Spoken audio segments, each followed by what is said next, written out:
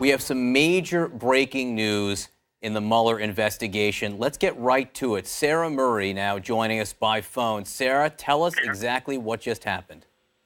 We are learning that Roger Stone, who is President Trump's longtime political advisor, was arrested at his home in Fort Lauderdale this morning. He has been indicted. This has now been confirmed both by Roger Stone's attorney as well as the special counsel's office. I believe we also have some exclusive video from this morning. So he was indicted. It says it's on 7 counts, 1 of obstruction of justice of an official proceeding, 5 counts of false statements, and 1 count of witness tampering. Roger Stone, of course, as we know, has been under scrutiny from the special counsel for years, basically. We've seen about a dozen of his associates interviewed, taken before the grand jury, and Stone's team had no idea that this was coming today. I talked to his lawyer last night. They said they still had heard no word from the special counsel whatsoever. So it was a huge surprise this morning that they showed up and they took Roger Stone into custody this morning. Sarah, do you know who arrested him? What agency? We believe it is the FBI that arrested him at his home this morning. To be honest, I have to tell you, I called his lawyer to let him know as soon as we were getting word that Stone was taken into custody, and we found out about this before his lawyer did. All right. 1 count of obstruction, 5 counts of false statements, 1 count of witness tampering. And I should note that they just posted, the Department of Justice just posted this official information just now, and we'll read through it as soon as we can. But Sarah, to the extent that you understand the specifics in these charges, obstruction, false statements, witness tampering, give us some details there. Well, we're still, as you pointed out, we just got this information that Stone has been taken into custody, just got this information about the documents, so we're looking over it. I believe that it is probably going to have to do with some of his testimony to Congress. Again, I have not had a chance to read through these fully, but we know that Mueller's team recently requested from the House Intelligence Committee a copy of Roger Stone's testimony, and we know that they had asked some other witnesses about the possibility that Roger Stone may have made some false statements in Congress. So we're going to dig into this. Right. But you know, it's 7 counts. This is no small deal. You know, and Sarah, I just opened the document right now, and I think our viewers are going to have to bear with us as we read this in real time. But among the very first things I see here is during the summer of 2016, Stone spoke to senior Trump campaign officials about Organization 1, which has always been WikiLeaks, is my understanding, and information it might have had that would be damaging to the Clinton campaign. Stone was contacted by senior Trump campaign officials to inquire about future releases by Organization 1. Explain the significance of that right there, because that paragraph I just read says that Roger Stone and the Trump campaign, it seems to me, had conversations in the summer about WikiLeaks. This is one of the huge questions, is whether Roger Stone had an early indication that WikiLeaks was going to release damaging information on Hillary Clinton, information that would be beneficial to Donald Trump, and whether he shared that early heads up with people inside the Trump campaign. Now, Stone has vehemently denied over and over again that he had any sort of early look at basically anything other than, you know, what the American public was seeing as WikiLeaks was releasing it. But this indictment does suggest that the special counsel's office believes he got some kind of information, was in touch with some folks at the Trump campaign about these releases. And what does it tell you that he has been indicted on these 7 counts by a grand jury yesterday, arrested this morning? If people are just waking up, Roger Stone has just been taken into custody about false statements, obstruction of justice, and witness tampering. That's not none of those are about the crimes of collusion. This is about the crimes of cover-up. But remember here, what John just read is really important, which is that there were contacts between he and the Trump campaign and Organization 1, WikiLeaks. And so this is a really important point, which is that he may have lied about that. The government may be able to prove that he lied about it. That doesn't mean that there was involvement. It means that he didn't tell the truth about what happened.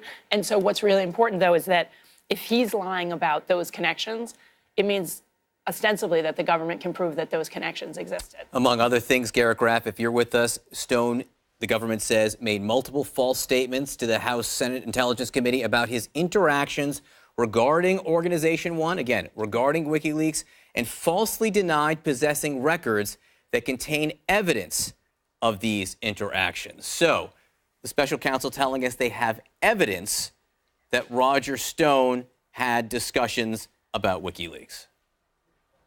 Yeah, and John, I'm reading this document at the same time you are here, and one of the things that stands out to me is, in many ways, what we're seeing is the other side of that Jerome Corsi aborted plea agreement from December, which, if you remember, Jerome Corsi, Roger Stone associate, a conspiracy theorist, he had come, seemingly within hours of signing a plea agreement with Bob Mueller. Then it all blew up, and he leaked the plea agreement he was about to sign. That contained many of the communications that we're now seeing between him and Roger Stone that are in this new indictment this morning. So in some ways, Roger Stone is now getting indicted for the communications he was having with Jerome Corsi. Sarah, look, as you know, there was so much talk about why hasn't Roger Stone been interviewed? What does this mean? Why hasn't he been contacted? So many people had been reached out to by Robert Mueller's team, and we knew about it from our reporting, and Roger Stone was always the question mark.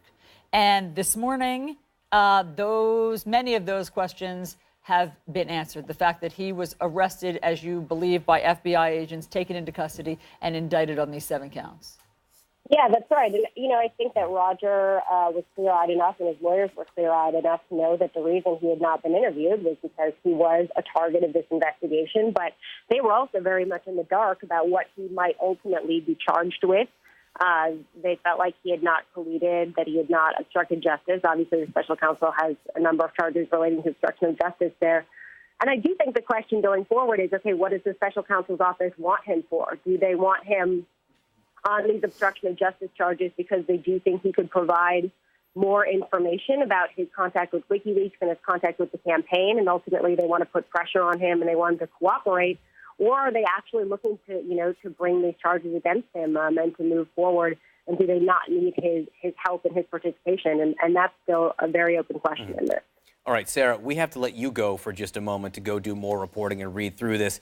Garrett and Ann, stick around. Just one more thing I want to read, and we're going to take a quick break because, again, we're going to digest this all. But I want to read this and get your reaction. After the July 22nd, 2016 release of stolen DNC emails by Organization 1, that's WikiLeaks, a senior Trump campaign official was directed to contact Stone about any additional releases and what other damaging information Organization 1 had regarding the Clinton campaign. Stone thereafter told the Trump campaign about potential future releases of damaging material by Organization 1. And again, July 22nd here, which is fairly early on in the summer, this is conversation and some level of coordination between at least one Trump campaign official and Stone about the WikiLeaks hack. This is enormously important. If you think about conspiracy, and one of the questions Robert Mueller is investigating is, did the Trump campaign conspire with the Russian government? We know the Russians hacked into the emails. We know that they were trying to influence the election. To conspire with somebody, you have to share their criminal intent, have to share the intent or the goal, which here would be to release emails that were detrimental to Hillary Clinton, and to have taken an overt act, like, for example, potentially making that call to Roger Stone and saying, hey, do you know when it's going to happen? What's the timing? And, I would argue that this is probably the closest evidence we've seen. It's almost a 3-legged stool. You've got the Trump campaign, you've got the Russian government with this information. What we've been missing is the piece in the middle. And we had a little bit of it from Corsi, but this to me comes... But what I just haven't gotten yet from the indictment, because we're only on page 4 as we comb through it, is whether or not Stone was a charlatan, whether or not he actually was having contacts. I haven't gotten to the part where it says that he was in touch. WikiLeaks denies it, as it says in here, but Stone always said that he did. And so we don't know yet if it actually does all weave together. The only thing we know is that Robert Mueller and his team does know, but we do not know yet. And so we're still waiting for that. And again, we're talking about Stone's communications about Organization 1. WikiLeaks. Well, that's WikiLeaks. So what did Stone say to Organization 1? Did they talk? What did they say to him? Garrett, quick last thought, and we're going to take a quick break. But before we go read more, your final thought on all this we just discussed? Yeah, so what's hard to know at this exact moment, and Ann sort of hinted at this, is whether this is all that Mueller has on Roger Stone, or is this the beginning? Because it is notably an indictment that's focused only on really those false statements and that obstruction, and it doesn't get into some of those charges that we would expect to see, like conspiracy against the United States or campaign finance violations that could point to sort of those larger questions of collusion. So the question is that still to come?